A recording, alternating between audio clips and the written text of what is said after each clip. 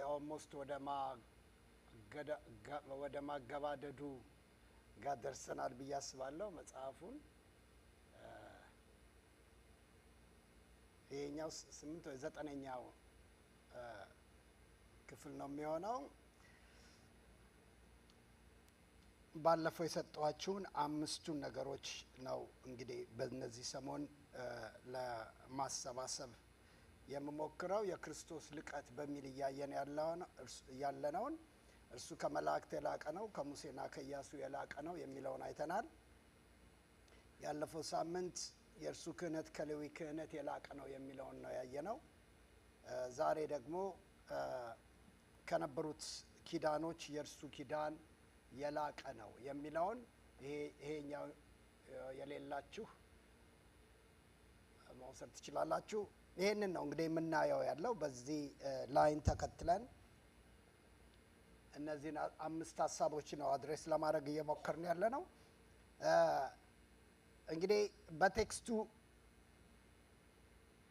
አኳያ አንዳንድ ነገሮች ወጣ ገባ ብለን ለማየት በስተቀር ሌላ ነገር ውስጥ አልገባሁም እና ዛሬም ይሄንን ስለ ኪዳን የምናየውን ክፍል እንድናይ እፈልጋለሁ። እንግዲህ የዕብራውያን ምዕራፍ 8ን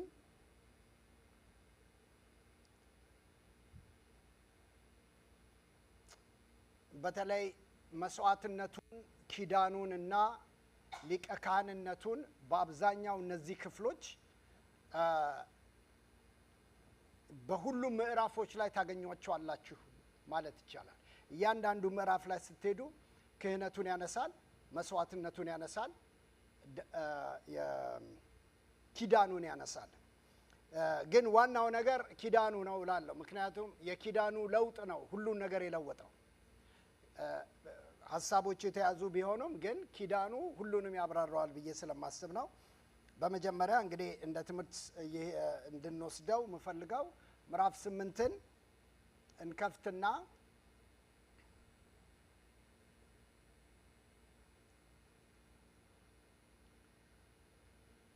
የምናነባው ቴክስት ይኖረናል። ምዕራፍ 8 ከቁጥር 1 ጀምሮ እንግዲህ የምንናገረው ዋናው ነገር ይህ ነው። በሰማያት በግርማው ዙፋን ቀኝ የተቀመጠ እንዲህ ያለ ሊቀ ካህናት አለን። እርሱም በሰው ሳይሆን በጌታ በተተከለች በእውነተኛ ድንኳን በሆነች ቤተ መቅደስ አገልጋይ ነው። እያንዳንዱ ሊቀ ካህናት የሚሾመው በማና መስዋዕትን ለማቅረብ ነው። ስለዚህም ይሄኛው ሊቀ ካህን የሚያቀርበው ነገር አያስፈልገውም። እርሱ በምድር ቢኖር ኖሮ ካህን ባልሆነ ነበር። ምክንያቱም በሕግ በታዘዘ መሰረት መባን የሚያቀርቡት ሰዎች አሉ። እነርሱ ያገለገሉት በሰማይ ላለችው መቅደስ ምሳሌና ጥላ በሆነችው ውስጥ ነው። ሙሴ ድንኳኒቱን ለመስራት በተነሳ ጊዜ በተራራ ላይ በተገለጠልህ ምሳሌ መሰረት ሁሉን ነገር እንድታደርግ ተጠንቀቅ የሚል ትእዛዝ የተሰጠው በዚህ ምክንያት ነበር። ነገር ግን ኢየሱስ መካከለኛ የሆነበት ኪዳን ከቀደመው እንደሚበልጥ ሁሉ የተቀበለውም አገልግሎት ከእነርሱ አገልግሎት ይበልጣል። ይህም የተመሰረተው በተሻለ የተስፋ ቃል ላይ ነው ይላል። አሁን ከቁጥር 6 ጀምሮ ስለ ኪዳን ማውራት ይጀምራል ማለት ነው። በኋላ ስለምመለስበት እንቀጥል። ቁጥር 7 የመጀመሪያው ኪዳን ምንም ጉድለት ባይኖርበት ኖሮ ለሁለተኛው ስፍራ ባልተፈለገ ነበር። ነገር ግን እግዚአብሔር በሕዝቡ ላይ ጉድለት በማግኘት እንዲህ ይላቸዋል፣ ከእስራኤል ቤት ጋር ከይሁዳ ቤት ጋር አዲስ ኪዳን የምገባበት ጊዜ ይመጣል ይላል እግዚአብሔር ወይም ጌታ። ይህም እነርሱን ከግብፅ ምድር ለማውጣት እጃቸውን በያዝኩበት ጊዜ ከቀድሞ አባቶቻቸው ጋር እንደገባሁት ኪዳን አይደለም። ምክንያቱም እነርሱ በኪዳኔ አልጸኑም፣ እኔም ከእነርሱ ዞር አልኩ ይላል ጌታ። ከዚያ ጊዜ በኋላ ከእስራኤል ቤት ጋር የገባሁት ኪዳን ይህ ነው። አዲሱን ኪዳን ያወራል። ሕጌም በአእምሯቸው አኖራለሁ፣ በልባቸው ጽፋለሁ፣ እኔም አምላካቸው ሆናለሁ፣ እነርሱም ሕዝብ ይሆናሉ። ከእንግዲህ ማንም ሰው ጎረቤቱን ወይም ወንድሙን ጌታን እወቅ ብሎ አያስተምርም። ምክንያቱም ከታናሹ ጀምሮ እስከ ታላቁ ድረስ ሁሉም ያውቁኛል። በደላቸውን ይቅር እላለሁ፣ ኃጢአታቸውን ከእንግዲህ አላስብም። ቁጥር 13 ይህ ኪዳን አዲሱ በማለቱ የፊተኛውን ኪዳን አሮጌ አድርጎታል። ስለዚህ ያረጀ ያፈጀ የሚጠፋበት ጊዜ ተቃርቧል ይልና እዚህ ጋር እናቁመው ወደዛ ከመሄዴ በፊት አሁን ስለ ኪዳን ስናወራ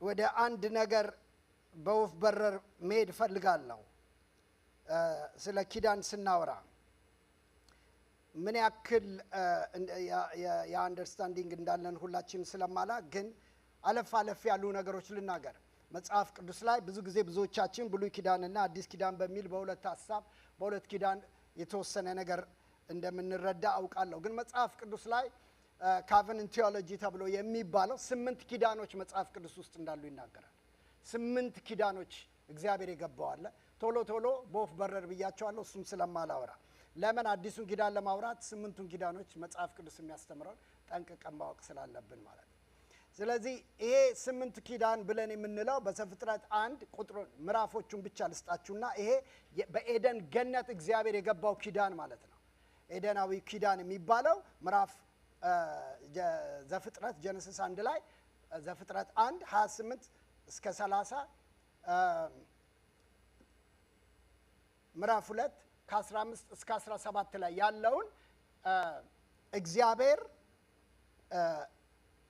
በኤደን ገነት ውስጥ የገባውን ኪዳን ታያላችሁ ብዙ ተባዙ ምድሪቱን ሙሏት እያለ የበረከትን የህይወትን የተስፋን ኪዳን የገባበትን እናያለን ሁለተኛ በወፍ በረር ነው ብያቸዋለሁ ሁለተኛው የአዳምን ኪዳን እናያለን አዳም ከውድቀት በኋላ ምዕራፍ 3 ላይ ዘፍጥረት 3 ከ14 እስከ 19 እንደገና እግዚአብሔር ለአዳም አዲስ ኪዳን የሚገባለትን እናያለን እሱን ታያላችሁ ከውድቀት በኋላ እግዚአብሔር ከሴቲቱ የሚወለደው ብሎ አዲስ እንደገና የተስፋና የኪዳንን ቃል እዛ ጋር ይሰጣው እናያለን ሶስተኛው በጣም እናውቀው ነው የኖህ ኪዳን ነው ይሄኛውን ደግሞ በዘፍጥረት 8 20 ላይ ዘፍጥረት 9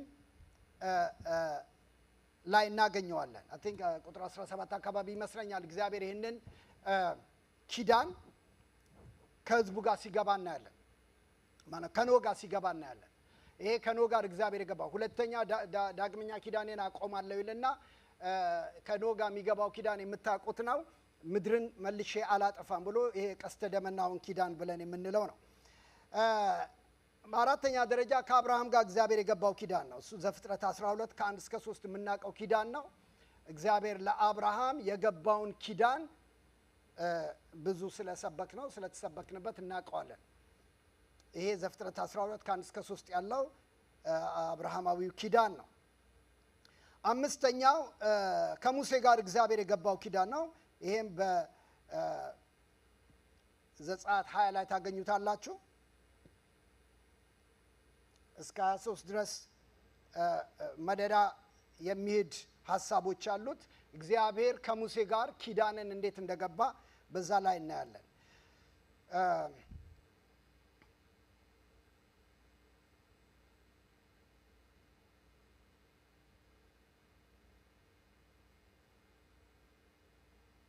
በተለይ ይሄ አሁን ያነሳውላችሁ ምዕራፍ 19ም ላይ ቁጥር 24 ላይ ማን ነው እስከ 24 ያለው ከ19 እስከ 24 ከ20 ነው ያልኳችሁ አይደል ቀደም ከ19 እስከ 24 ያሉትን ምዕራፎች ብናይ እሱን እናያለን ኦኬ ስለ ሙሴ ነው ያልነው ከዛ ደግሞ ስድስተኛ የምናየው እግዚአብሔር ከዳዊት ጋር የገባውን ኪዳን ነው በመጽሐፍ ቅዱስ ላይ ይሄኛ በሁለተኛ ሳሙኤል ምዕራፍ 7 ከቁጥር 4 ጀምሮ ያለውን እናያለን እስከ 17 ያለው ምናቀው ነው ኪዳን ከባሪያዬ ከዳዊት ጋር ኪዳንን አድርጌያለሁ ብሎ እስከ ልጆቹ እስከ ዘርማንዘር ሁሉ ኪዳን የገባለትን ይሄ በካቨነንት ቲዮሎጂ ስድስተኛው ኪዳን ነው ሰባተኛ ኪዳን እግዚአብሔር በዘዳግም 30 ላይ የገባው ኪዳን ደግሞ የምድሪቱ ኪዳን ወይም ደግሞ ለእስራኤል ህዝብ the land of covenant ብለን የምንለውን ኪዳን እግዚአብሔር ከህዝቡ ጋር የገባበት ኪዳን ነው ይሄ ዘዳግም 30 ላይ ከ1 እስከ 10 ነው ያለ እነዚህ በሞላ በካቨነንት ቲዮሎጂ ላይ የምንማረውና የሚያስተምሩን እግዚአብሔር 7 ቦታዎች ላይ የገባቸውን ኪዳኖች እናያለን የመጨረሻው ኪዳን አዲሱ ኪዳን የሚባለው አሁን ዕብራውያን ላይ ያነበበውን ቃል የምናገኘው ኤርምያስ 31 ላይ ነው። ከ31 ጀምሮ እግዚአብሔር ለኤርምያስ በነቢያት የተናገረውን ኪዳን ነው። ነቢያቶች ቀድመው ተናገሩት። ኪዳኑ ግን የተፈጸመው በክርስቶስ ኢየሱስ አዲሱ ኪዳን በክርስቶስ ኢየሱስ የሆነው ኪዳን ነው። 8ቱ ኪዳኖች ብለን የምንላቸው። ይህንን እንግዲህ እንዳልኳችሁ ለጠቅላላ ዕውቀት በዚህ ደረጃ ካየን አሁን ወደ ክፍሉ ሐሳብ እንድንመጣ ፈልጋለሁ። ባነበብነው መሰረት ስለ ኪዳን ስናወራ ሁለት ነገሮች አሉ ኪዳን ላይ እኔን በጣም ፋሲኔት የሚያደርገህ ምንድነው ብላችሁ ብትሉኝ ማጆሪቲ ኦፍ ዘ ኮቨናንት አይታችሁ እንደሆነ የሰው ስም አለበት፣ ሰዎች አሉበት። አሁን የዘረዘርናቸውን ብትመለከቱ ከኤደን ገነት ቀጥሎ ከአዳም ጋር የገባው ኪዳን አለ፣ ከኖህ ጋር የገባው ኪዳን አለ፣ ከአብርሃም ጋር የገባው ኪዳን አለ፣ ከዳዊት ጋር የገባው ኪዳን አለ። ብንዘረዝራቸው ሰዎች አሉበት። የመጨረሻው ኪዳን ደግሞ እግዚአብሔር የገባው ከልጁ ጋር ነው። አሜን። በክርስቶስ ኢየሱስ እኛን ያገኘበት ኪዳን ነው። ትዝ ይላቸው እንደሆነ እኔ አሁን በሌሎቹ ላይ ብዙ አልናገርም። ለምን? ፎከሴን ከዚህ መልቀቅ ስለማልፈልግ የተሻለውን ኪዳን ላይ ማውራት ስላለብን ይህንን ሐሳብ በዚሁ ቀን ለመጨረስ ስለምፈልግ። ስለዚህ ምንድነው የምታዩት? ትዝ ይላችሁ እንደሆነ በጣም ብዙ ጊዜ ፋሲኔት ከሚያደርገኝ ነገር እግዚአብሔር አብርሃምን፣ ይስሐቅን፣ ያዕቆብን በፊቴ በቅንነት በቃል ኪዳኔ ጸንተው ሄዱ ይልና የእስራኤል ሕዝብ ከብዙ ዘመን በኋላ የተነሳው ሕዝብ ምን ይላቸዋል? እግዚአብሔር እናንተ አንገተ ደንዳና ሕዝብ ናችሁ ይላቸዋል። አመፀኛ ሕዝብ ናችሁ፣ የማትታዘዙኝ ሕዝቦች ናችሁ። በእናንተ ተደስቼ አላቅም፣ ግን ይላል አባቶቻችሁ ጋር የገባሁት ኪዳን አለ የሚል ቃል አለ። በጣም ሁልጊዜ እንዴት ይባርከኛል መሰላችሁ። ምን ነው የሚባርክ ብላችሁ ብትሉኝ እግዚአብሔር ኪዳኑን የሚጠብቅ አምላክ ነው። በቃ ነው ማተዋ ኪዳኑን የሚጠብቅ አምላክ ነው።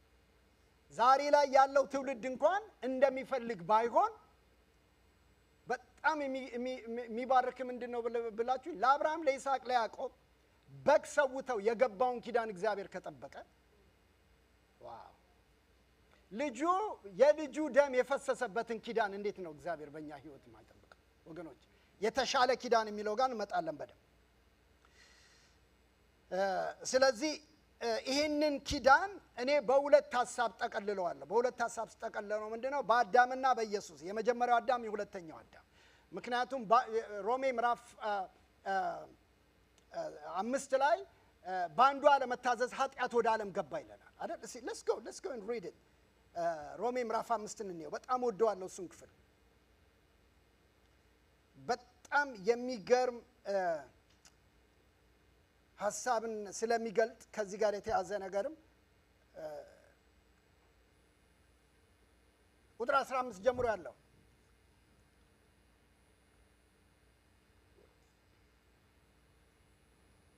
ነገር ግን ስጦታው እንደ በደሉ መጠን አይደለም። አሜን። ኧረ በደንብ አሜን በሉ። ለዚህ አሜን ያስብላል ራሱ። ነገር ግን ስጦታው እንደ በደሉ መጠን አይደለም። የስጦታው በስቷል ማለት ነው። በአንድ ሰው መተላለፍ ብዙዎች ከሞቱ ይለናል። በአንድ ሰው መተላለፍ ብዙዎች ከሞቱ የእግዚአብሔር ጸጋና በአንዱ ሰው ይኸውም በኢየሱስ ክርስቶስ በኩል የመጣው ስጦታ ብዙዎችን እንዴት አብልጦ ምን ያደርጋል ይላል? ያትረፈርፋል ይላል። ቁጥር 16 ደግሞም የእግዚአብሔር ስጦታ እንደ አንዱ ሰው ኃጢአት ውጤት አይደለም፣ ምክንያቱም ፍርዱ የአንዱን ሰው ኃጢአት ተከትሎ ኩነኔን አመጣ ይላል። ስጦታው ግን አያሌ መተላለፍን ተከትሎ ጽድቅን አመጣ ይላል። ተመልከቱ ቁጥር 17 በአንድ ሰው መተላለፍ ምክንያት ሞት በዚህ ዓለም በአንድ ሰው መተላለፍ ምክንያት ሞት በዚሁ ሰው በኩል የነገሰ ከሆነ እግዚአብሔርን የተትረፈረፈ ጸጋና የጽድቅ ስጦታ የተቀበሉት በአንዱ ሰው በኢየሱስ ክርስቶስ በኩል እንዴት አብልጠው በሕይወት ምን አይሉም? አይነግሱም ይለናል። ሃሌሉያ። ቁጥር 18 ከእንግዲህ በአንድ ሰው መተላለፍ የተነሳ ኩነኔ በሁሉ ላይ እንደመጣ እንዲሁም በአንዱ የጽድቅ ሥራ ለሰው ሁሉ ሕይወትን የሚሰጥ ምን ተገኘ? ምን ተገኘ? በሉቴን ቃል ምን ተገኘ? ጽድቅ ተገኘ። ጽድቅ ከሰው አልተገኘም። ጽድቅ የተገኘው ከልጁ ነው። አሜን። በአንድ ሰው አለመታዘዝ ብዙዎች ኃጢአተኞች እንደሆኑ በአንድ ሰው መታዘዝ ደግሞ ብዙዎች ምን ይላሉ? ሃሌሉያ። ሕጉ በመምጣቱ መተላለፍ በዛ፣ ነገር ግን ኃጢአት በበዛበት ጸጋ አብልጦ የተትረፈረፈ ሆነ። ይህ የሆነው ኃጢአት በሞት እንደነገሰ ሁሉ፣ አቤት ይህን ቃል እንዴት ወደዋለሁ! ሃሌሉያ። ይህ የሆነው ኃጢአት በሞት እንደነገሰ ሁሉ በኢየሱስ ክርስቶስ በኩል የዘላለም ሕይወት ይገኝ ዘንድ ጸጋ በጽድቅ ምን እንዲል ነው? ይንገስብን። አሜን ሃሌሉያ። በጣም እንደው ይሄንን ከንትን ያወጣኛል እንጂ የሚባርከኝ መሰላችሁ። ኃጢአት በሞት እንደነገሰ ሁሉ ይላል። በጣም እኮ ኃጢአት እኮ በላያችን ላይ በብዙ ነገር ነክሶብን ነበር። በሞት ነክሶብን ነበር በብዙ።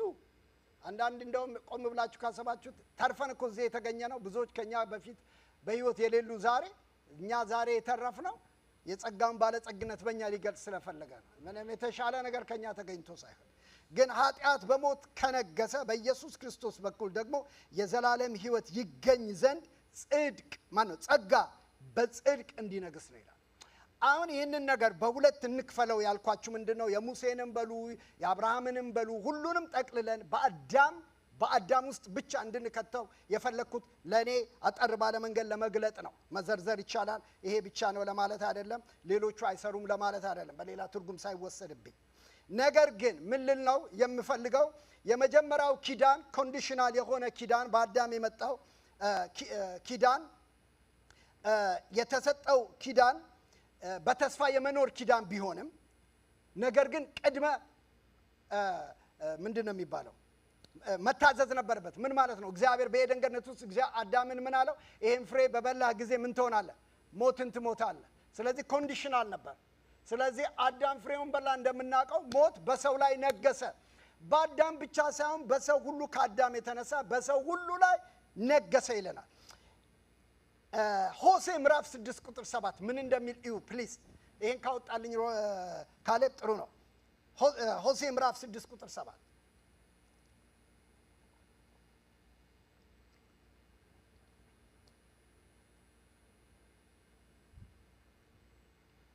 ሕዝቡን ሁሉ እግዚአብሔር በነቢዩ ድምፅ ጠቀለለና በአንድ ቃል ይናገራል። ምን ይላል? እንደ አዳም ቃል ኪዳኔን ተላለፉ ይላል። ይሄውና እዚህ ጋር እንደ አዳም ቃል ኪዳኔን ተላለፉ፣ በዚያም ለእኔ ታማኝ አልነበሩም ይላል። ስለዚህ እግዚአብሔር አሁን በሁለት ኪዳን እንድናየው የፈለግኩት ምንድን ነው?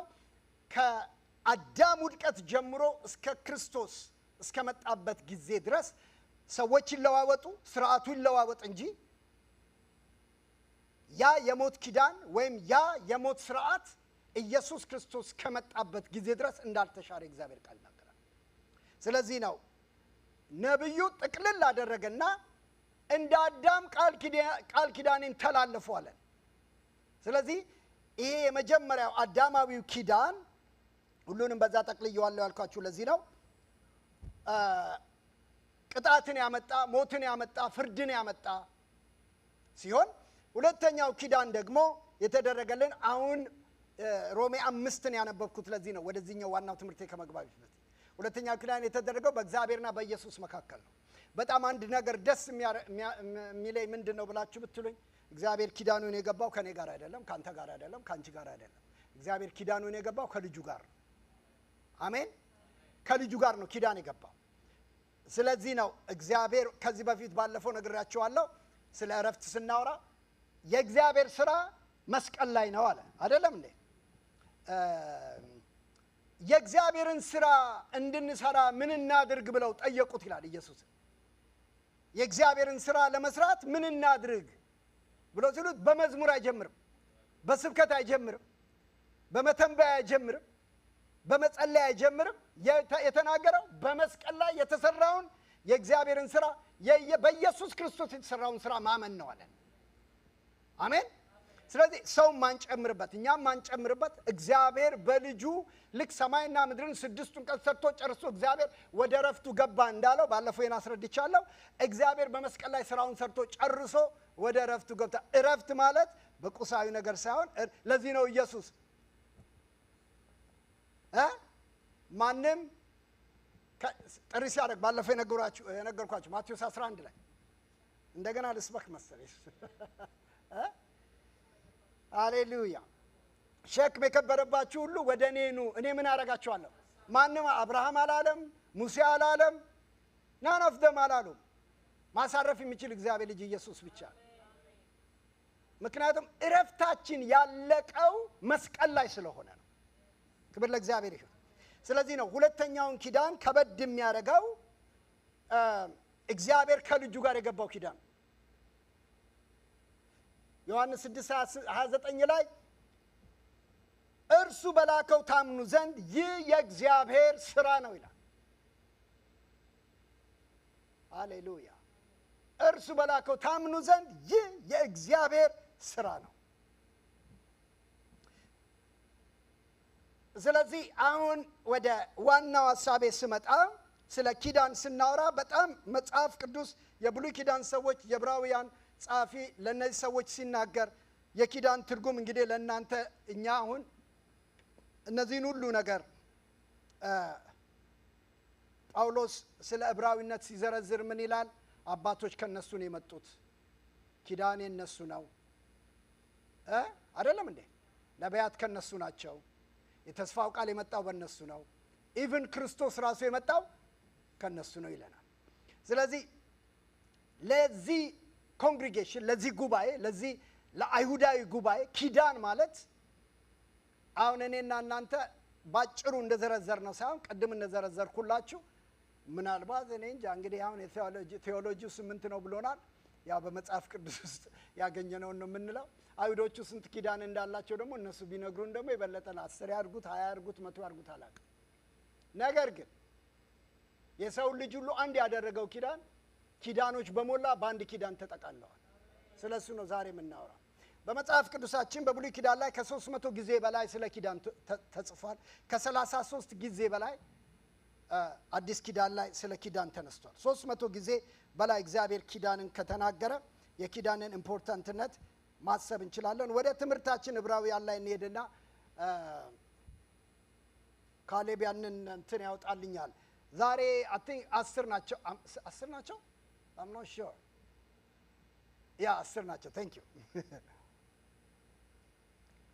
እነዚህም ፈጠን ብለን እንድናያቸው ይታያቸዋል ብዬ አስባለሁ። እንዳልኳችሁ ቴክስቱን አድሬስ ለማድረግ ነው የምንሄደው። በመጀመሪያ ወደ ምዕራፍ 8 ላይ ተመለሱልኝ። አሁን በዛ ምዕራፍ ነው የምንሄደው ያለው። አዲሱን ኪዳን በማነጻጸር ትንሽ እንድናይ እፈልጋለሁ። እንግዲህ የምንናገረው ዋና ነገር ይህ ነው። በሰማያት በግርማው ዙፋን ቀኝ የተቀመጠ እንዲህ ያለ ሊቀ ካህናት አለን። እርሱም በሰው ሳይሆን በጌታ በተተከለች እውነተኛ ድንኳን በሆነው ቤተ መቅደስ አገልጋይ ነው ይላል። የመጀመሪያ እኔ እንደ አገልጋይ የኔን ህይወት የኔን አገልግሎት አንደርላይን እንዲያደርግልኝ የሚያደርግልኝ ይሄ ቁጥር 2 ላይ ያለው ቃል ነው። እርሱ በሰው ሳይሆን በጌታ በተተከለች ይላል። በሰው ሳይሆን በጌታ በተተከለች እውነተኛ ድንኳን በሆነች ቤተ መቅደስ አገልጋይ ነው ይላል። አሜን። ስለዚህ በሰው ሳይሆን ካለ በሰው የሚተከል አለ ማለት ነው። ሰምታችሁኛም እንዳልኩ ከሰው ድንኳን እግዚአብሔር ይጠብቃችሁ። በሰው ሳይሆን አለ ስለ ክርስቶስ አገልግሎት ከዛ በማ በተተከለች አለ በጌታ በተተከለች ይላል። ሁለተኛው እውነተኛ ድንኳን አለ። እውነተኛ ድንኳን ያልሆኑ አሉ ማለት ነው። አቤት። ከዛ ደግሞ በዛች ቤተ መቅደስ አገልጋይ ነው ካለ በኋላ አሁን ስለ አዲሱ ኪዳን ስናወራ በመጀመሪያ ለማነጻጸር ያክል ኢየሱስ መካከለኛው የሆነበት ኪዳን ነው ይለናል። የመጀመሪያው እዚሁ ምዕራፍ 8 ላይ እንሄዳለን። ቁጥር 6 ላይ እዛው ጥቅሱ ስላለላችሁ ታዩታላችሁ። ምን ይለናል? ነገር ግን ኢየሱስ መካከለኛ የሆነበት ኪዳን ከቀድሞ እንደሚበልጥ ሁሉ ይለናል። ስለዚህ እዚህ ጋር ላቆምና መካከለኛው ማን ነው? አሁን ኢየሱስ ክርስቶስ ነው። ስለዚህ ኢየሱስ አዲሱ ኪዳን ይሄ ነው። በቃ የመጀመሪያው መሰረቱ እዚህ ጋር ነው ያለው። መሰረቱ እዚህ ጋር ነው ያለው። ቅድማን ነገር ብያቸዋለሁ። እግዚአብሔር በዲስፔንሴሽን ሁሉ በቤተ ክርስቲያን ታሪክ በመጽሐፍ ቅዱስ ታሪክ እግዚአብሔር ኪዳንን ሲገባ ሰዎች አሉ ብያቸዋለሁ አይደለም? ከአዳም ጋር ገብቷል፣ ከሙሴ ጋር ገብቷል፣ ከአብርሃም ጋር ገብቷል፣ ከኖህ ጋር ገብቷል፣ እያን ዘርዝረናቸዋል። አሁን ደግሞ መካከለኛው ማን ነው አለን? ልጁ ነው። ልብ በሉ፣ እኔ ደጋግሜ ይህን ትምህርት ሳስተምር ስለው ትሰሙኛላችሁ። እኔም በጣም የሚባርከኝ በጣምም ፋሲኔት ከሚያደርጉኝ ነገሮች አንዱ ትምህርቱን የጀመርንበት ሐሳብ ነው። ልጁ ማን ነው የሚለው እግዚአብሔር ደጋግሞ አንደርላይን እያደረገ ያለው ምንድነው? ሙሴም ልጅ አይደለም፣ ኖህም ልጅ አይደለም፣ አዳምም ልጅ አይደለም፣ ሌሎችም ልጅ አይደሉም። እግዚአብሔር ወደኛ የመጣው በማን ነው? በልጁ ነው። ነገሩን የለወጠው ልጁ መካከለኛ መሆኑ ነው የሚለን ያለው። ደጋግመን እንደምንለው ልጅነት ነው እግዚአብሔር ያገዘፈው፣ እግዚአብሔር ያወራው፣ እግዚአብሔር ተናግሮ የዕብራውያን ጸሐፊ ገና መልእክቱን ሲጀምር ምዕራፍ 1 ከቁጥር 1 ጀምሮ እግዚአብሔር በብዙ መንገድ በብዙ ጎዳና ለአባቶቻችን በነቢያት ተናግሮ ነበር፣ ለኛ ደግሞ በዘመናት መጨረሻ የደረሰብንን እኛን በማን ተናገረን? በልጁ ተናገረን ይላል። ስለዚህ እግዚአብሔር የተራውን እያላቀ ያለው ጸሐፊው ያላቀ ያገነነ የሚመጣው የክርስቶስን ወይም የልጁን ማንነት ነው። ስለዚህ ነው ኢየሱስ መካከለኛ የሆነበት ኪዳን ነው። ስለዚህ ይኸውላችሁ ኪዳን በኋላ ወደ ክፍሉ ጠልቀን እንገባበታለን። እግዚአብሔር በየዘመናት ኪዳን ሲገባ ለሰዎች ሊያረግ የሚያስበውን በእነሱ ህይወት በዘመናቸው በትውልዳቸው ልቡን፣ ሐሳቡን፣ ፈቃዱን ይገልጥና እነሱ ደግሞ በዚሁ አንጻር ኃላፊነት ወስደው እንደ እግዚአብሔር ቃልና ሐሳብ በዚሁ ጎዳና ላይ እንዲሄዱለት የእግዚአብሔር ሐሳብ የእግዚአብሔር ፈቃድና በእነሱ ዘመንና ህይወት የሚፈጽመው ነገር ማች እንዲያደርግ ነው እግዚአብሔር ኪዳን ሲገባ ይኖረው። ኦል ዘ ዌይ እግዚአብሔር በመጽሐፍ ቅዱስ ላይ ከማንም ሰው ጋር ሲኖር ከማንም ሰው ጋር ሲመላለስ ያለ ኪዳን አልተመላለሰም። ይሄ ነው የሚያሳየን። አንደኛ ግልጽ ነው አይደል ማውራው። ስለዚህ በየዲስፐንሴሽኑ እግዚአብሔር እንግዲህ አስቡ በአዳምና ከኖህና ከአብርሃምና ከሙሴ ጀምሮ እስከ ዳዊት ዘመናቱ የተራራቁ ናቸው፣ በጣም የተራራቁ ናቸው። ስለዚህ ኤቭሪ ታይም እግዚአብሔር በዘመናት መካከል ሰው እየፈለገ ምን ይገባ ነበር? ኪዳን ይገባ ነበር ሐሳቡን ለማድረግ።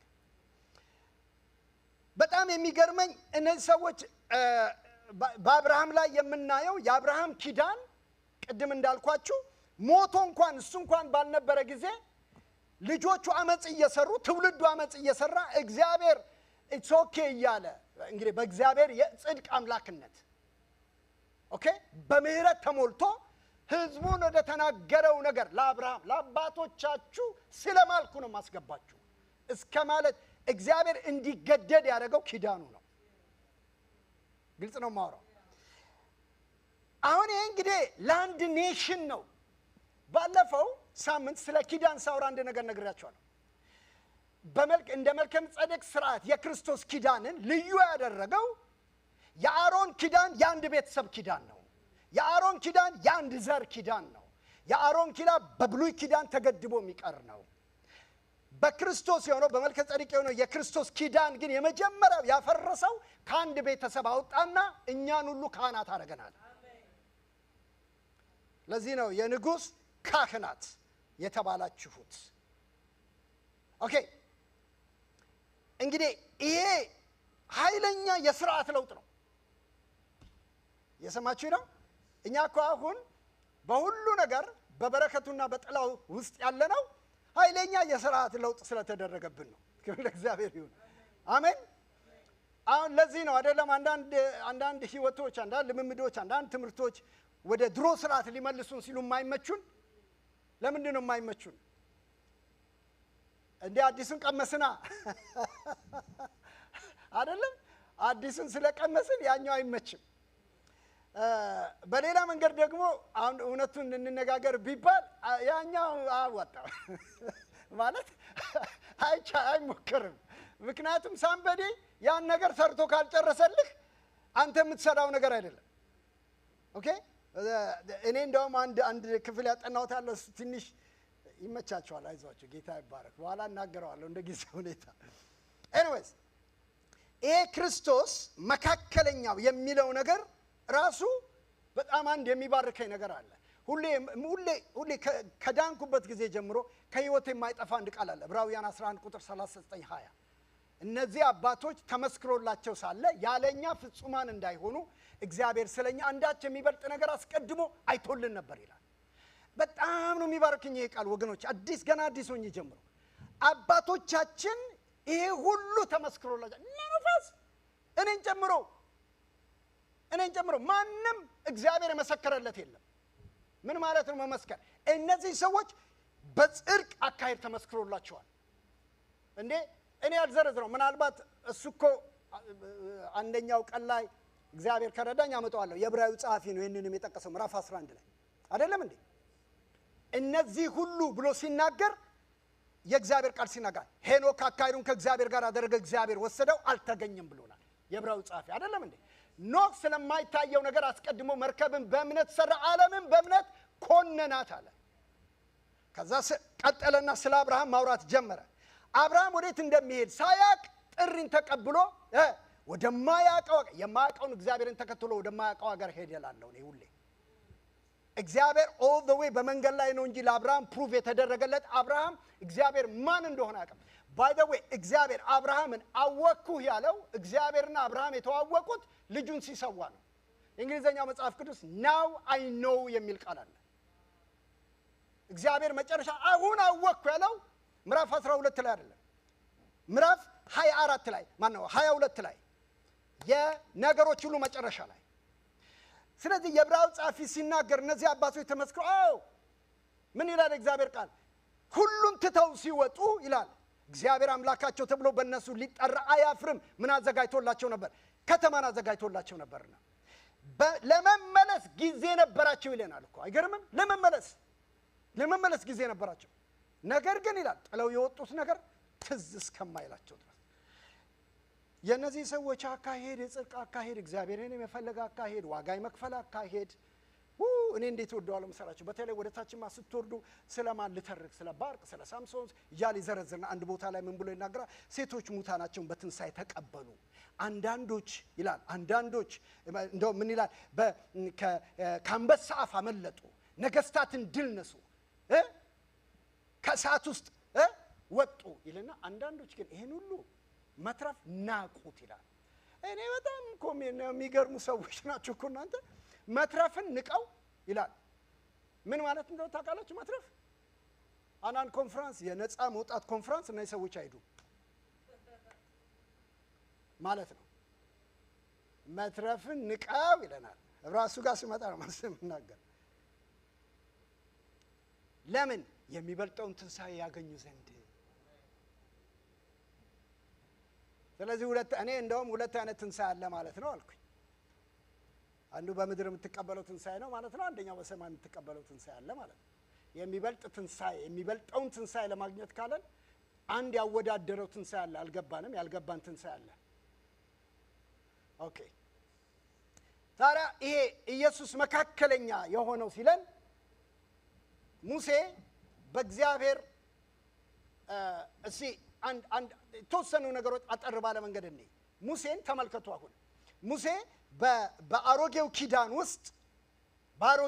ውስጥ ከእግዚአብሔር ሰምቶና ተቀብሎ ሕጉን ለእግዚአብሔር ሕዝብ የመስጠት አገልግሎት የነበረው አይደለም።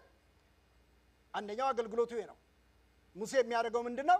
ወደ እግዚአብሔር ዘንድ ይሄዳል። ትዝ ይላችኋል እኮ የእግዚአብሔር ቃል ሲናገር ዳማቲንግ ዘጸአት 19 ይመስለኛል። በጣም ከሚገርመኝ ክፍል ነው። እሱን ክፍል በብዙ መንገድ ይገርመኛል። ምንድነው በለኝ? እግዚአብሔር በሲና ተራራ በሚገለጥበት ጊዜ እግዚአብሔር ሙሴን አስጠነቀቀው። ማንም ወደ ተራራው ጫፍ እንዳይጠጋ፣ ከብትም ቢሆን እንዳይጠጋ፣ ወደዛ ተራራ የሚመጣ ሁሉ ይሞታል። እግዚአብሔር በተራራው ላይ በክብር ይወርዳል አለ። ይኸውላችሁ ወደ ተራራው ከመምጣታቸው በፊት እኮ የመጀመሪያው ልብሳቸውን አጥበው ባልና ሚስቶቹ ሳይገናኙ ታጥበው ይሄ ቅድስና ስርዓት የሚባለው ነው ሁሉ ፈጽመው እንኳን አልቻሉትም። ስለዚህ ማን ብቻ ነበር ወደዛ ተራራ የሚመጣው? ሙሴ ብቻ ነበር ይላል።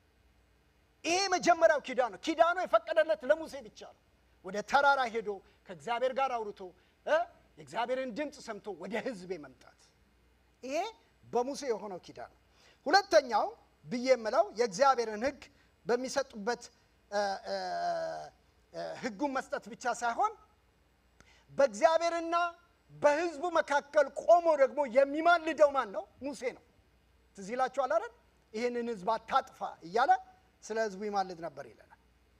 በሶስተኛ ደረጃ ደግሞ የምታዩት ምንድነው? ዋትኤቨር ህዝቡ በእግዚአብሔር ፊት ሊያቀርብ የሚፈልገውን ጉዳዮች ሁሉ ይዞ ወጥቶ ወደ እግዚአብሔር ፊት የሚያቀርበው ማን ነው? ሙሴ ነው። ይኸውላችሁ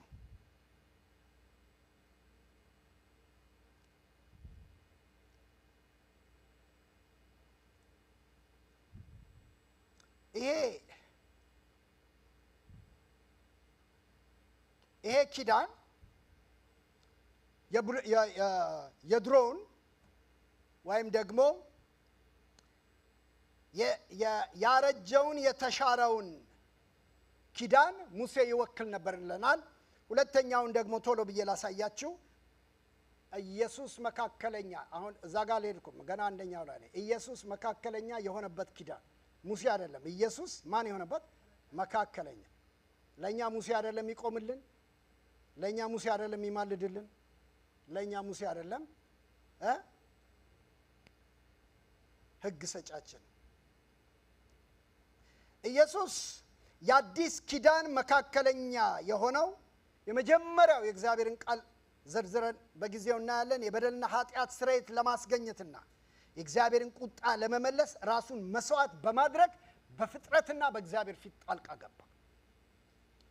አሁን መካከለኛ ነው ሲል እንዳው ዝም ብሎ በግርግር አሁን ሙሴ ትዝ ይላችሁ እንደሆነ ህዝቡ እግዚአብሔር በቁጣ ሲነሳ፣ እግዚአብሔር ሲቆጣ በህዝቡ መካከል ወይም ወደ ህዝቡን መማለጃ ይዞ ወደ እግዚአብሔር ፊት ሲቀርብ በመጀመሪያው ስርዓት ላስት ዊክ እንዳየነው ክህነቱን አሮን የኮርማዎችን ደም ይዞ እንደሚገባ የኢየሱስ ምልጃ እንደዛ አልሆነም።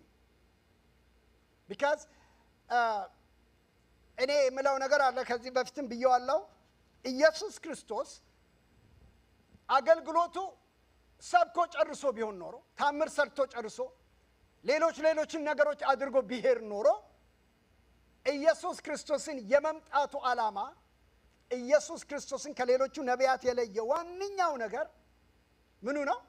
መስቀሉ ነው፣ ሞቱ ነው። ዮሐንስ 12 በሚገርም አይነት መንገድ ጌታ ተናገረ። ትዝ ይላችሁ እንደሆነ ምዕራፍ 11 አልዓዛር ከሙታን ተነሳ።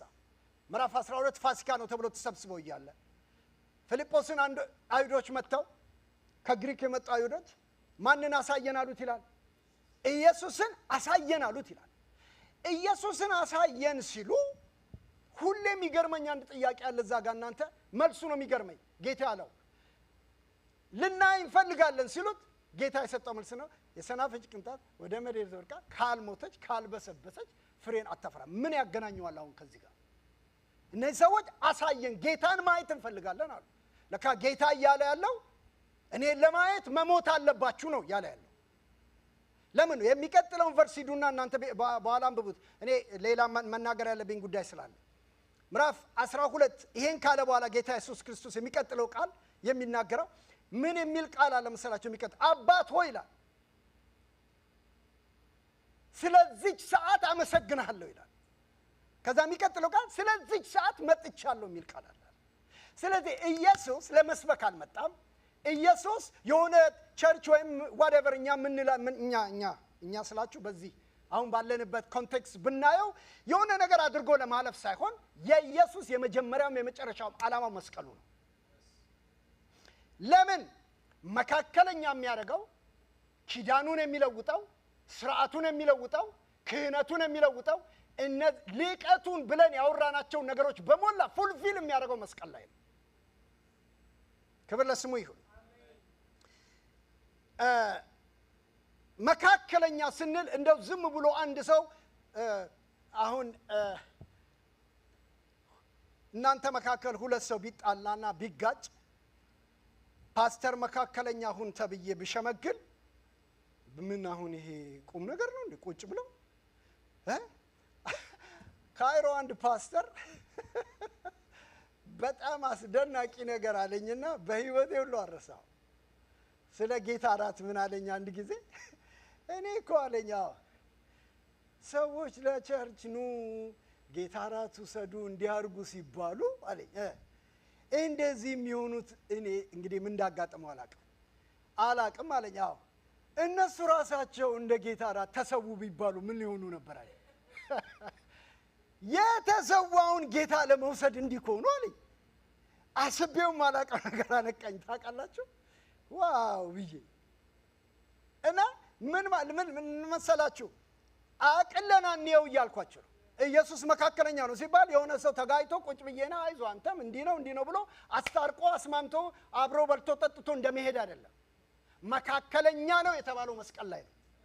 በሞቱ ነው መካከለኛ ነው የተባለው።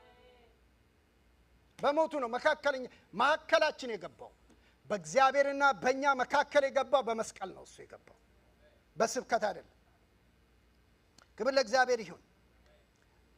ሁለተኛው የአዲሱን ኪዳን ስርዓትና መንፈሳዊ ሕጉን አስተማረ። እመጣበታለሁ እሱን። በአዲስ ኪዳን የምንኖርበትን መንፈስ ቅዱስንና ጸጋን ሰጠን። መካከለኛ ነው ሲባል የእግዚአብሔር ቃል ሲናገር በሙሴ አለ ዮሐንስ ወንጌል ምዕራፍ 1 ላይ ሙሴ ምን ሰጠን ያለን? ሕግ ሰጠን። ልጁ ምን ሰጠን አለን?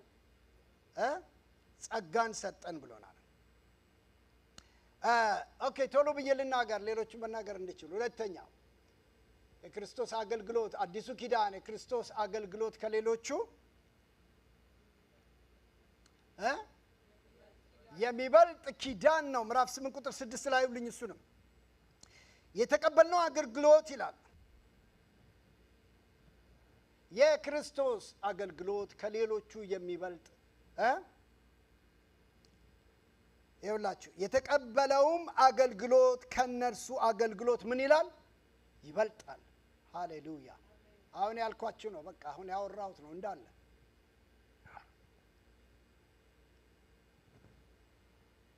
እዚሁ ክፍል ላይ አንድ ቦታ ላይ በጣም የሚገርመኝ ነገር አለ።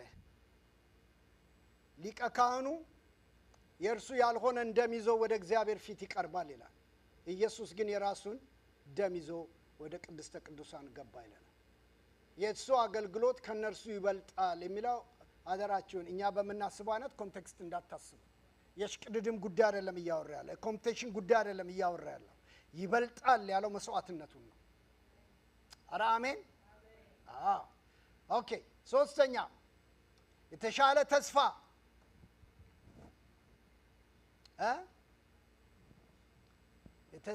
የተሻለ ተስፋ ቃል ያለው ኪዳን ነው። ምዕራፍ 8 እነዚህ በአንድ ቁጥር ላይ እነዚህ ሶስቱም ነገሮች ተጻፉ። ቁጥር 6ን ይውልኝ። ምዕራፍ 8 ቁጥር 6 ነገር ግን ኢየሱስ በመካከለኛ የሆነበት ኪዳን ነው ይለናል። አንደኛው ከቀድሞ እንደሚበልጡሉ ይልና የተቀበለውም አገልግሎት ከነሱ አገልግሎት ይበልጣል ይለናል። ሁለተኛው ሶስተኛው ይህም የተመሰረተው በምንድን ነው ይላል? በተሻለ የተስፋ ቃል ነው ይለናል። ክብር ለእግዚአብሔር ይሁን። በተሻለ የተስፋ ቃል ነው። እስቲ ሁለተኛ ቆሮንቶስ ምዕራፍ 3 ላይ ሄዱልኝ። ቶሎ ብለን እንበለው። ይሄንን ለማሳያ ያክል ነው። ሐሳቡ እንደምታውቁት ሙሉውን አዲስ ኪዳን ማውራት ይቻላል። ነገር ግን የምናነሳቸውን ሐሳቦች ለማሳያ ያክል እነዚህ እንድናይ ይፈልጋል።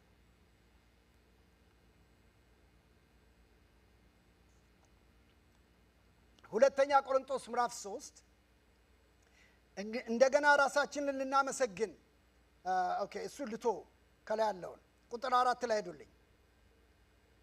ቁጥር 4 ምዕራፍ 3 ቁጥር 4 በክርስቶስ በኩል በእግዚአብሔር ላይ ያለን እምነት ይህንን የመሰለ ነው። የተሻለ ተስፋ ያለው ኪዳን። ብቃታችን ከእግዚአብሔር ነው እንጂ በራሳችን ብቃት ከኛ ነው የምንለው አንዳች ነገር የለንም። እርሱም በፊደል ሳይሆን በመንፈስ ቅዱስ የተመሰረተውን የአዲስ ኪዳን አገልጋዮች እንድንሆን ብቆች አደረገን። ልብ በሉ፣ አሁን እነዚህን 10 ነገሮች ሳነሳ በ10ሩም ላይ ተመሳሳይ ነገሮች ልናነብ እንችላለን። ምን ማለት ነው? ሁለተኛ ስናነብ የእርሱ አገልግሎት ከሌሎቹ አገልግሎት የተሻለ ነው ብሎናል አይደለም? ስለዚህ የነሱ የፊደል አገልግሎት ነው፣ የሱ የምን አገልግሎት ነው? የመንፈስ አገልግሎት ነው። አሜን። ቁጥር 6 እርሱ በፊደል ላይ ሳይሆን በመንፈስ ላይ የተመሰረተውን የአዲስ ኪዳን አገልጋዮች እንድንሆን ብቆች አደረገን ይላል። እሱ የአዲስ ኪዳን መካከለኛ ስለሆነ እሱ የመንፈስ አገልጋይ ስለሆነ ነው እኛንም የአዲስ ኪዳን የመንፈስ አገልጋዮች ያደረገን ነው የሚለው ጳውሎስ። አረ አሜን። ምክንያቱም ፊደል ይገላል፣ መንፈስ ግን ሕይወትን ይሰጣል። ቁጥር 7 እንግዲህ እስራኤላውያን ከፊቱ ክብር የተነሳ የሙሴን ፊት ትኩር ብለው ማየት እስኪሳናቸው ድረስ ያ በጊዜ በኋላ የሚያልፈውና በድንጋይ ላይ በፊደል የተቀረጸው የሞት አገልግሎት በክብር ከመጣ ማይ ጋድ ሃሌሉያ። ቁጥር 8 ታዲያ የመንፈስ አገልግሎት እንዴት ከዚህ የላቀ ክብር አይኖረውም? ቀና በሉ ፕሊዝ። ይሄ ክፍል ስታነቡት ወረድ ብላችሁ ስታነቡ የእግዚአብሔር ቃል እንደው ምን ይላል? እኛ ከማን እንበልጣለን ይላል ይሄው ክፍል ላይ እሺ እንትን እንዳይሆንባችሁ ብዬ ነው።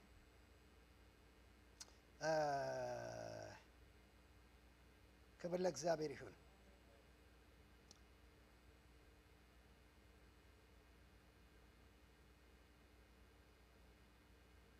ቁጥር 12 ላይ ሄዱልኝ አንድ ጊዜ። ቁጥር 12 ላይ እንግዲህ እነን የመሰለ ተስፋ ስላለን በድፍረት እንናገራለን። እስራኤላውያን የፊቱ መንጸባረቅ እየጠፋ ሲሄድ መጨረሻውን እንዳይመለከቱ ፊቱን በጨርቅ እንደሸፈነ እንደማን አይደለንም? እንደ ሙሴ አይደለንም። አሁን አንድ ነገር በደንብ ስሙልኝ ፕሊዝ። ይህንን የአዲስ ኪዳን አገልግሎት የመንፈስ አገልግሎት ሆኖ ልዩ ስርዓት፣ የስርዓት ለውጥ፣ የኪዳን ለውጥ ብለን እንደምንለው የአገልግሎት ለውጥ የምንለውን ሁሉ ያደረገው እነዚህ አሁን እያወራናቸው ያለው ነገር የእሱ አገልግሎት ከሌሎቹ አገልግሎት ይበልጣል። የእነሱ አገልግሎት የፊደል አገልግሎት ነው። የእነሱ አገልግሎት ፍርድና ሞት የሞላበት የሕግ አገልግሎት ነው። የእሱ አገልግሎት ጸጋ፣ ጽድቅ፣ መንፈስ የሞላበት አገልግሎት ነው። ስለዚህ ይሄ አገልግሎት ይሄንን ጌታ ስንቀበል ይሄ ኪዳን እኛን ያደረገን የአዲሱ ኪዳን እኛን ያደረገን የመንፈስ አገልጋዮች ነን። የፊደል አገልጋዮች አይደለንም። እኛ የመንፈስ አገልጋይ። ይሄ እንግዲህ ሌላ ሐሳብ ስላለበት ሌላ ነገር ውስጥ ሊከተን ይችላል። እዛ ውስጥ አልገባም። ስለ መንፈስ አገልግሎት ግን የኪዳኑን አመጣጥ እንድታዩልኝ ስለምፈልግ ነው። ከዛ ምን ይለናል? የተሻለ ተስፋ ኪዳን አለን ይላል። ተስፋው አሁን ምንድነው የምታወራው ካላችሁኝ ልመልሳችሁ ወደ ቁጥር 7 እንግዲህ እስራኤላውያን በፊቱ ክብር የተነሳ የሙሴን ፊት ትኩር ብለው ማየት እስኪሳናቸው ድረስ ያ ከጊዜ በኋላ የሚጠፋና በድንጋይ ላይ በፊደል የተቀረጸው የሞት አገልግሎት በክብር ከመጣ ታዲያ የመንፈስ አገልግሎት እንዲህ ከዚህ የላቀ ክብር አይኖረውም ይላል። ሰዎችን የሚኮንነው አገልግሎት የከበረ ከሆነ የሚያጸድቀው አገልግሎት የቱን ያህል ይበልጥ ምን ይሆን? የከበረ ይሆን ይለናል። ከዚህ በፊት ክቡር የነበረው የላቀው ክብር ካለው ጋር ሲወዳደር ክብር የሌለው ሆኗል። ሃሌሉያ። ስለዚህ የቀደመውን አገልግሎት ክብር ያሳጣው ማን መጥቶ ነው? አዲሱ መጥቶ ነው። በሚቀጥለው ስለ መስዋዕትነቱ ስናወራ በጣም አንድ የምወደው ነገር መባንና መስዋዕትን አልወደድክም ያለው ልጁ ብቅ ሲል ነው። ሃሌሉያ አሜን። የሻረው የናቀው።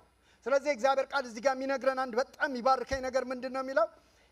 ይሄንን አገልግሎት ይሄንን ኪዳን ይሄንን ነገር እግዚአብሔር የናቀው የካደው የተወው የልጁ የሚበልጥ ኪዳን የሚበልጥ ተስፋ በሚበልጥ ተስፋ ወደኛ ስለመጣ የውላችሁ ጸንቶ የሚኖረውማ እንዴት የላቀ ክብር አይኖረውም ይላል። እንዴት የላቀ ክብር አይኖረውም? እስቲ ወረድ እንበል ቁጥር 14 ላይ እንጨርሰን ሐሳብና ወደሚቀጥለው እንሄድ። ነገር ግን ብሉይ ኪዳን በተነበበ ቁጥር ያ መሸፈኛ እስከ ዛሬ ድረስ ስላልተወገደ ልቦናቸው እንደደነዘዘ ነው። መሸፈኛው አሁንም አልተወገደም። የሚወገደው በክርስቶስ ብቻ ነውና ይሄ ኤግዛክትሊ በቀጥታ እያወራ ያለው ስለ አይሁዶች ነው። አሁንም በዛ መሸፈኛ ውስጥ ስላሉ እስከ ዛሬም ድረስ የሙሴ መጽሐፍ በተነበበ ቁጥር መሸፈኛቸው ልቦናቸውን ይሸፍናል። ነገር ግን አንድ ሰው ወደ ጌታ ዘወር ሲል መሸፈኛው ምን ይላል? ይወገዳል። ጌታ መንፈስ ነው። የጌታ መንፈስ ባለበት በዚያ ምን አለ? አርነት ወይ ነፃነት አለ። እኛም ሁላችን ይሄን ነው ይውላችሁ። እኛ ሁላችን ባልተሸፈነ ፊት የጌታን ክብር እንደ መስተዋት እያንጸባረቅ የእርሱን መልክ እንድንመስል ከክብር ወደ ክብር ይህንን የሚመስል መንፈስ ይህን የሚሆነው መንፈስ በሆነው ምንድነው አለን? ጌታ ነው። ይውላችሁ እነዚህ ነገሮች የተሻለ ምን አለን? ተስፋ ቃል ኪዳን አለን። በአዲሱ የተስፋ ቃል ኪዳን ምንድነው? ቀደማን ነገር ብያቸዋለሁ። ወደ ተራራው መጥቶ ድምጽ እንዲሰማ የተፈቀደለት ሙሴ ብቻ ነበር። አንድ ቦታ ላይ ዛሬ ለድረስበት አላቅም፣ ግን ምን ይላል? ወደ ጭጋግ ወደ ጨለማው አልደረሳችሁም፣ የሚያስፈራ ድምጽ ወዳለበት አልደረሳችሁም። እነሱ ያን ድምጽ በሰሙ ጊዜ ሌላ ድምጽ ተጨምሮ እንዳይነገራቸው እምቢ አሉ። እናንተ ግን የአዲስ ኪዳን መካከለኛ ወደ ሆነው ወደ ክርስቶስ ኢየሱስ ደም ደርሳችኋል። እሱም በሚቀጥለው ስለማወራ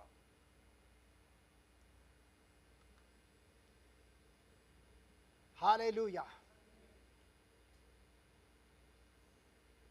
የተሻለ አገልግሎት ሰጥቶናል። የተሻለ ተስፋ ሰጥቶናል። ለምን? እሱ ራሱ የተሻለ አገልግሎት ይዞ መጥቶ በተሻለ ተስፋ ስለተገለጠ። አራተኛው የመጀመሪያውን ኪዳን የተሻረበት ነው ይላል። እዛው ጋር እንሄድና በቴክስቱ ተወሰኑትን አይተን እንጨርሳለን። ሁሉንም እንደማልጨርሰው ስለገባኝ አራተኛ ነው አይደል?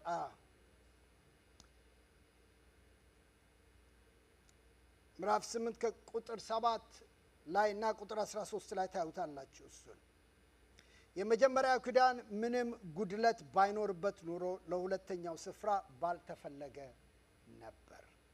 ቁጥር 13 ላይ ደግሞ ምን ይለናል? ይህ ኪዳን አዲስ፣ ይህንን ኪዳን ይላል። አዲሱን ኪዳን ማለቱ ነው። አዲስ በማለቱ የፊተኛውን ኪዳን ምን አድርጎታል?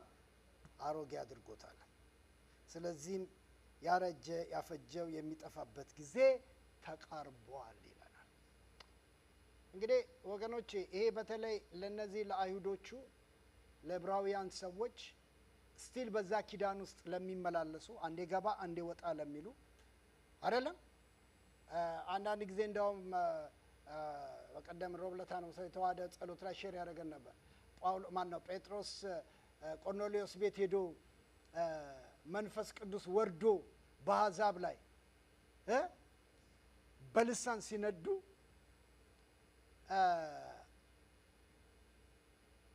ራሱ ክፍሉ ሰውየው ራሱ እኮ ወደዛ ለመሄድ ከእግዚአብሔር ጋር በስንት ጦርነት ውስጥ ነበር አይደል? አልሄድም በምሪት በግፊ ነው ሄደው ከሰማይ ሸማ ወጥቶ ምናምን። ነገሩ እውነት ነው እኮ።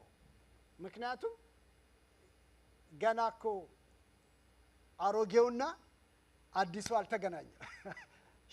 አሮጌው ለአዲሱ ቦታ አልለቀቀም ገና ትንንቅ ላይ ነው። አንዳንዴ አሁንም አለ አንዳንድ ጊዜ አይደል? ኤቭሪዴ ላይፋችን ላይ አሮጌው ቦታ መልቀቅ አለበት። አሜን። ሁል ጊዜ ለአዲሱ መልቀቅ አለበት። እና አንዳንዴ ትራንዚሽን አለ። እንደዛ ትራንዚሽን ላይ ነበር ጴጥሮስ። እና ግን በጣም የሚገርመኝ እሱ አይደለም ጳውሎስን መንፈስ የጴጥሮስ በጣም ከሚገርመኝ ቻሌንጁ ዋው እላለሁ አንዳንዴ። ምንድነው በለኝ እግዚአብሔር ሰማይ በመገለጥ አሳይቶታል። ከሰማይ ሸማ ወርዶ እኔ የቀደስኩትን አረከስኩ አትበል ብሎ ይሄንን ነግሮት ሄዶ ምንም ባይሆን እሺ ምንድነው ነው መንፈስ ቅዱስ ወርዶ በመንፈስ ተሞሉ አይደል? ጴጥሮስ ምን አለ? በእሳት ታጠምቃላችሁ ያለን ጌታ ትዝ አለኝ አለ እኮ። እንዲህ ሆኖ አይሁዶች ሲሰበሰቡ አላየሁም አለ። እኔ አልነበርኩም አለ። በቃ ሙልጭ አድርጎ ካደ። አላቃቸውም አለ ጭራሽ። አሁን በእኔ ኮንቴክስት ነው የምነግራችሁ ያለው ክፍሉ ላይ ግን በዚህ በአዲሱ መደበኛ ትርጉም ጳውሎስ የተናገረው አደገኛ ነገር አለ። ምን የሚል ቃል? አካሄዱም እንደ ወንጌል እውነት እንዳልሆነ ባየሁት ጊዜ በሁሉ ፊት ግብዝነቱን ተቃወምኩ። እንዴት መሰላችሁ? ይሄን ስለ ወንጌል ሳስተምር ትዝ ይላችኋል። እሱ ጴጥሮስን የሚያክል ዋና የተባለው ቁልፍ ተሰጠው የተባለውን የቤተ ክርስቲያን አህማድ የተባለውን ዋናውን ሰው ጳውሎስ በዚህ ልክ ለመናገር አቅም ያገኘው አንድ ነገር ነው።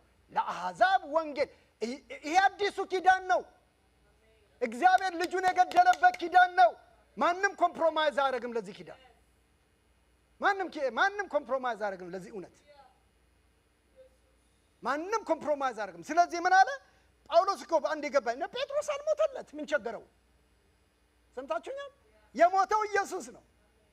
ኢየሱስ ደግሞ ኪዳኑ ለአሕዛብ ሁሉ ነው፣ ለሁላችን ነው። ስለዚህ ነው ጴጥሮስ ምን ይላል? ጳውሎስ ምን ይላል? እንደ እቺ ቃል ነው ሞዳል አካይዱም እንደ ወንጌል እውነት እንዳልሆነ ባየው ጊዜ ነው የሚለው። ይሆናል አይደለም እንዴ? እኔ እንደው እቺ ቃል መግባቷ በጣም የምታጽናናኝ ምንድነው? ነገር ሁሉ ጊዜ የሚመዘነው በወንጌል ነው። በማንነት አይደለም፣ በታይትል አይደለም፣ በስም አይደለም፣ በወንጌል ነው። የቆምነው ለወንጌል ነው ወይ በሚል መንፈስ መመዘን አለ።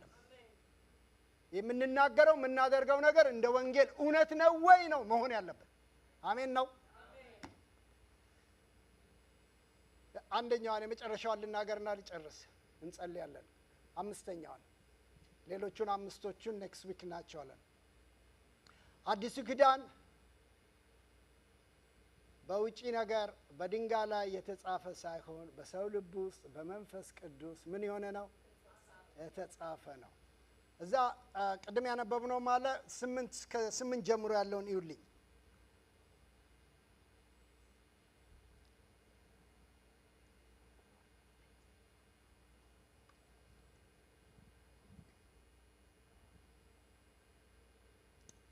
ክብር ለእግዚአብሔር ይሁን። ነገር ግን እግዚአብሔር በሕዝቡ ላይ ጉድለት በማግኘቱ በቃ ይሄ ነው ጉዳዩ። በሕዝቡ ላይ ከአዳም ጀምሮ ኢየሱስ እስከመጣበት ሁሉ ላይ ምን ነበር? ጉድለት ነበር። ለዚህ ነው ጳውሎስ ሮሜ ምዕራፍ 3 ላይ ምን ብሎን? ሁሉም ኃጢአትን ሰርተዋል የእግዚአብሔርም ክብር ጎሏቸዋል። ሁሉም በሕዝቡ ላይ ጉድለት በመገኘቱ እንዲህ ይላቸዋል። ከእስራኤል ቤት ጋር ከይሁዳ ቤት ጋር አዲስ ኪዳን የሚገባበት ጊዜ ይመጣል። ይህም እነርሱን ከግብፅ ምድር ለማውጣት እጃቸውን በያዝኩት ጊዜ ከቀድሞ አባቶቻቸው ጋር እንደገባሁት ኪዳን አይደለም። እነርሱ በኪዳኔ አልጸኑም፣ እኔም ከእነርሱ ዘወር አልኩ ይላል ጌታ። ከዚያም በኋላ ከእስራኤል ቤት ጋር የምገባው ኪዳን ይህ ነው፣ ሕጌን በአእምሯቸው አኖረዋለሁ ይላል። በልባቸው ምን አደርገዋለሁ? እጽፈዋለሁ። እኔ አምላክ እሆናለሁ፣ እነርሱም ሕዝብ ይሆናሉ። አዲሱ ኪዳን ኢየሱስ መካከለኛ የሆነበት ኪዳን፣ ከመንፈስ የሆነ አገልግሎት ያለበት ኪዳን፣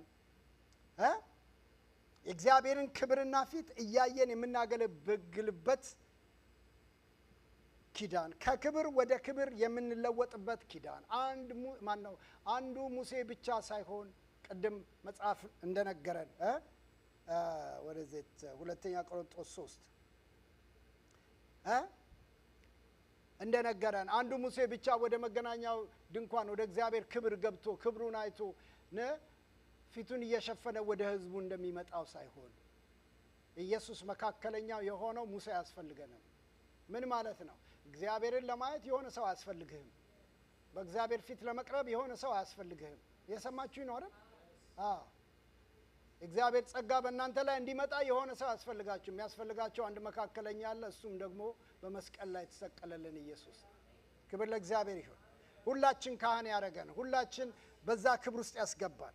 ከክብር ወደ ክብር እንለወጣለን።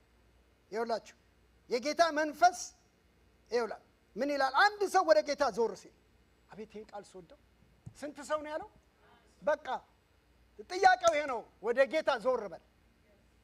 በቃ አንድ ሰው ወደ ጌታ ዞር ሲል አራነው ነግራችሁ እንደሆነ አልቀ እኔ አንዳንድ ጊዜ በአገልግሎቴ በጣም የእግዚአብሔር ነገር ፋሲኔት ከሚያደርጉኝ 2-3 ነገሮች አንዱ ምንድነው? አንድ ጊዜ ህብረተን ባይ ያለው ገና አገልግሎት እንደጀመርኩ አካባቢ ነው የሆነ የትምህርት ቤት ተማሪዎች እንደሆኑ ወጣቶች ናቸው መነን ይሁን ምናምን ከዛ 6 ኪሎ 5 ኪሎ ወደ ላይ ያሉ ትምህርት ቤት ተማሪዎች ከነ ደብተራቸው ከነ ፓክፓካቸው ነው የመጡት። ከዛ ጸልይም ብለው የሆነ ክፍል ገባና እየጸለየ ያለ መጸለይ ጀመር ለልጆቹ። ብዙ አይደለም እየጸለይኩላቸው እያለ መንፈስ ቅዱስ ይሞላሉ ልጆቹ። አንደኛዋ እዛ መንፈስ ቅዱስ የምትሞላው አለች ትንቢት መናገር ጀመረች። ትንቢቱ ለማን ነው? ለእኔ ነው። ልጄ ሆይ ይልሃል የሰራዊት አምላክ። ልጅቷ እኮ ከሆነ ሰፈር ነው እኮ የመጣችው። ሰምታችሁኛል? ነብይ እንትን አይደለችም። የሆነ 8-9ኛ ክፍል ተማሪ ናት። በመስቀል ላይ ተሰርቶ ካለቀው ክብር የተነሳ ስም ኖረ አልኖረ፣ ታይትል ኖረ አልኖረ፣ 50 ዓመት 60 ዓመት እግዚአብሔር ቤት ኖርክ አልኖር፣ ዛሬ ሰው ፊቱን ወደ ጌታ ዞር ሲያደርግ ወደ ክብሩ ነው የሚገባው። what a privilege ወገኖች። ሁሉ ጊዜ በቃ ሁሉ ጊዜ ይኸውላችሁ ማንም እኮ በእግዚአብሔር ቤት ውስጥ የዚህ ነገር ባለቤት ነኝ ብሎ እንዳይመጻደቅ እግዚአብሔር ይፈልጋል። ባለቤቱ እግዚአብሔር ብቻ ስለሆነ። ምክንያቱም እግዚአብሔር ሰው ወደ እግዚአብሔር ዞር ሲል ሰምታችሁኛል? ዞር ሲል እኔ አንዳንዴ ልጄ መታ እግዚአብሔር አሳየኝ ብላ የምትነግረኝን ነገር በእውነት ጌታ ምን ብዬዋለሁ? አረ ጌታ ይህን ሁሉ ዘመን የኖርኩበትን እንኳን አስብልኝ። እንደው እውነቴን እኮ ምናችሁ ማለት አንዳንዱ ነገር እኮ ከኔ አቅም አይደለም። እኔ በዚህ ሁሉ ዘመን ኤክስፒሪየንስ አላርኩትም። በቃ አጋንኛ አካብጄ አይደለም እነግራችኋለሁ። ዋው ብዬ ምሰማው ነገር አለ። ለምን እግዚአብሔር አንድ ጊዜ አንድ ራእይ አየው። እንደውም በምን አይነት መንገድ ልንገላጥላችሁ? አንድ እሑድ እዚህ እየተመለከ ገና እንደመጣን አካባቢ ነው። ስልክ ደወለ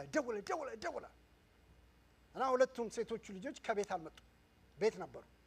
ምንድን ነው በዚህ ሰዓት ቸርች እንደሆነ ያውቃሉ፣ ለምንድን ነው እንደዚህ የሚደውሉት እያልኩ ቴክስት ያደርጉ ዳዲ ቸርች እንደጨረስ ቶሎ ብለና ቶሎ ነው ሆነ።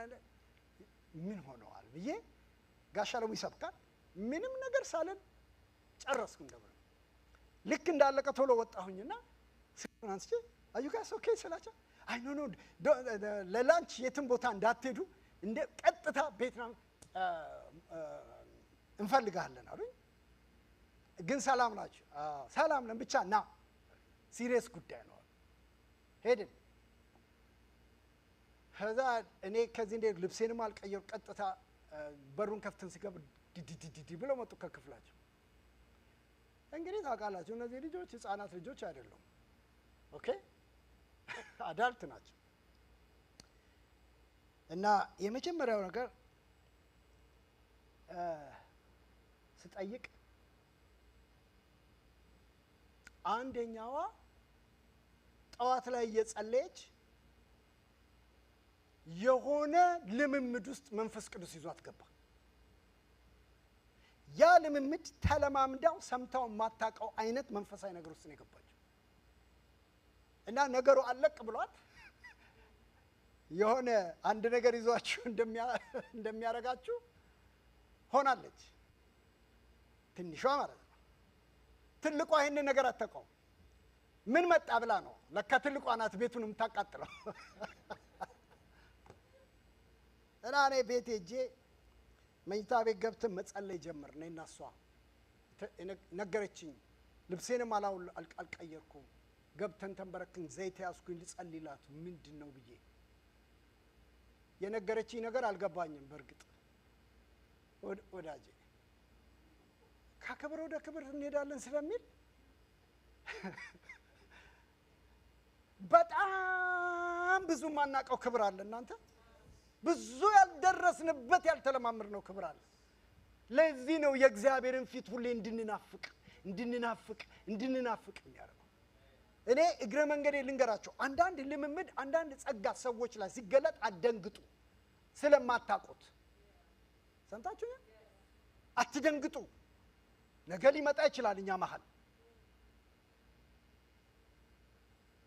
ምክንያቱም የእግዚአብሔር ቃል እናንተ ክፉዎች ሆናችሁ ለልጆቻችሁ ዳቦ ለምነው ማለት መንፈስ ቅዱስ ስለ መንፈስ ቅዱስ ለማውራት ዳቦ ለምነው ምን አትሰጧቸው ማለት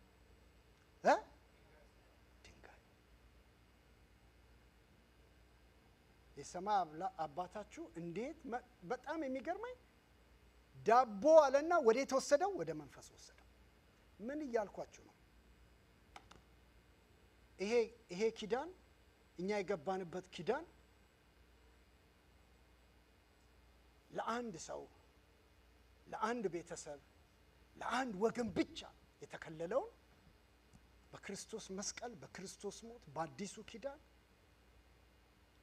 እርሱ በሚቀጥለው የምናይበት አለ እሱ የሆነው ነው እኛን ይዞን የገባው ካህን ሆኖ ሊቀ ካህን ሆኖ ካህናት አደረገን ይላል። ክብር ለእግዚአብሔር ይሁን። መካከለኛ ሆኖ እኔና እናንተን ወደ መቅደሱ አስገባን፣ ወደ ክብሩ አስገባን። የመጨረሻው ነገር ይሄ ነው፣ ሌላ አይደለም ወገኖች። ይሄ የነገረን ነገር ነው። ለዚህ ነው ጳውሎስ አፉን ሞልቶ እኛ እንደ ሙሴ አይደለንም ማለት። ለምን? መካከላችን የቆመው ኢየሱስ ነው። ሁሌ የምለው ነገር አለ፣ ይሄን ብዬ ላቁም።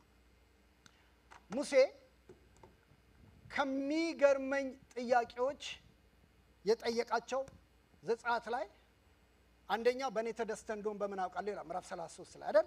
ሁለተኛ አንተ ከኛ ጋር ካልወጣ ከዚህ አታውጣን ይላል። ሶስተኛ የሚጠይቀው ምንህን አሳየኝ ነው። ትናንትና ዛሬ ነው ይህንን ነገር እያዘጋጀው እየጸለይኩ ረጅም ሰዓት በጌታ ፊት በዚህ ጉዳይ ነበርኩ። በእውነት ይህንን ነገር በተለያየ ጊዜ ባለፈውም እዚህ ፕሮግራሙን ይሄን አስተምሬያለሁ እዚህ ከፓስተሮች ጋር አስቤው ማላቀው አስተውየው ማላቀው ነገር አንድ ነገር አስደነገጠኝ። ምን እንደሆነ ታውቃላችሁ? ክብርን አሳየኝ የሚለው ጥያቄ። በእውነት ነው የምላችሁ። ምንድን ያስደነገጠ በሉኝ። ከላይ ሲያነብ ምን ይላል መጽሐፍ ቅዱስ? ሙሴም ሰው ከባልንጀራው ጋር እንደሚያወራ ከእግዚአብሔር ጋር ፊት ለፊት ያወራ ነበር ይላል አይደለም? ምን ማለት ነው ፊት ለፊት ያወራ ነበር? ይኸውላችሁ ምን ያክል እኮ አንዳንድ ነገር እንደማናስተውል ላሳያችሁ። ምን ማለት ነው ፊት ለፊት ያወራ? እኔ አልዓዛርን እያየሁት ነው። አሁን አልዓዛር እያየኝ ነው። ፊት ለፊት ማውራት ማለት ይሄ ነው። የሚቀጥለው ጥያቄ ነው። እኔ እስከ ዛሬ ድረስ ዝም ብዬ ስሰብክ እንደሞኝ ስሰብከው የነበረው ነገር ዛሬ ያስደነገጠኝ። ክብርህን አሳየኝ ማለት ምን እያየ ነበር? እስካሁን ምን እያየ ነበር እንዴ? ሰው ከባልንጀራው ጋር እንደሚያወራ ፊት ለፊት ያወራ ነበር ካለን ምን እያየ ነበረ? አንድ ነገር ገባኝ። there is more። በክብር ውስጥ ሆነ ክብር መጠማት። አንዳንድ ጊዜ እግዚአብሔር ያርግልን። እናንተ እዚህ ብድግ በሉና እንጸልይ። ሃሌሉያ አሜን። በክብር ውስጥ ሆኖ ክብሩን መጠማት ያስገባን ይሄ ጌታ የኛ መካከለኛ ወደዚህ ነው ያመጣን። ክብር ወደ ክብሩ ሙላት ነው ያመጣን። ሃሌሉያ። እስቲ በልባችሁ ያለ ሰዎች ወደዚህ ጋር ኑና ጸልዩ። ተነስተን እንጸልያለን በጸሎት መንፈስ። ሃሌሉያ